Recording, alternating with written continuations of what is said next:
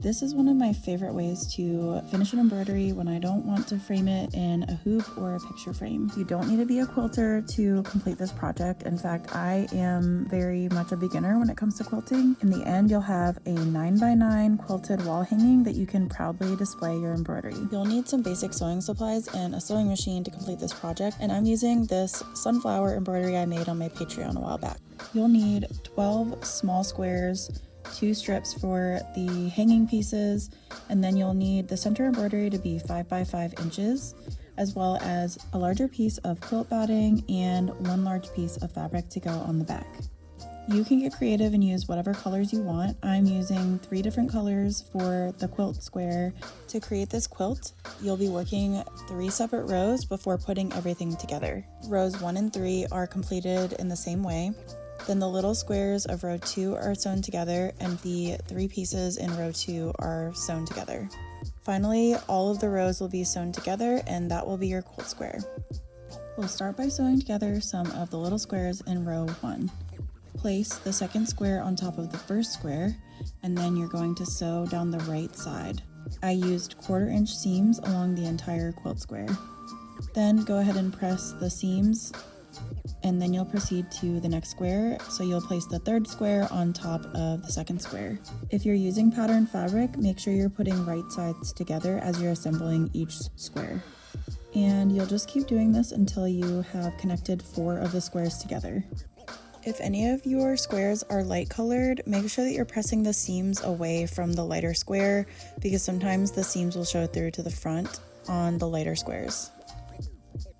Next, we're going to connect in row 2 the smaller squares, and you'll just stack them on top of one another yet again, and go ahead and sew down along the bottom edge. Repeat for both sides, and then you'll be connecting all 3 pieces together. Place them right sides together and go ahead and secure both sides one by one.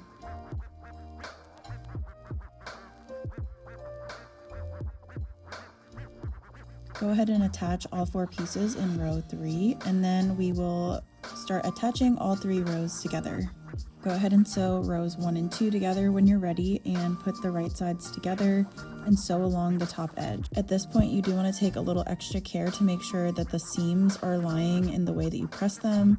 Sometimes the sewing machine can push them up and flip them the wrong way, and then it makes it to where it won't lay quite as right. So just be careful as you're going. Then you'll go ahead and attach the bottom to the rest of the quilt square, and again you'll just flip it right sides together and then sew along the bottom edge this time. Go ahead and grab the 2 strips, or if you're like me and hadn't cut them out yet, go ahead and cut them out. Fold each strip lengthwise, and then you're going to sew along the raw edge. Then, using some sort of awl, or you can just use a capped pen, you'll want to flip this out. It can be a little bit tricky to do. It took me a few minutes to get these flipped right side out. But then once you do that, you'll just want to press them. Then go ahead and grab your quilt batting and the back piece, as well as the quilt square. Take those strips that you just pressed, and you're going to fold them in half and place them along the top edge of the quilt square. The raw edge should match the raw edge of the quilt square. This is very important because if you do it upside down, it will not work properly when you sew everything. Go ahead and secure these with pins, and then you're going to place the fabric onto the quilt square next. I've done this wrong many times, so make sure that you do the fabric first, not the quilt batting. Finally, you're going to place the quilt batting on top, and then I flipped everything over. I like to be able to see the quilt and the seams while I'm sewing, so I pinned everything from the side where the quilt is. Sew along the edge to sew everything together, but leave a few inches of a gap so that you can flip the quilt square inside out or right side out. And then I prefer to hand sew these clothes, so you'll just fold the seams on one another, and then I just did a quilter's knot and a whip stitch to just make some small stitches along the side to keep them discreet, but to secure the layers of fabric.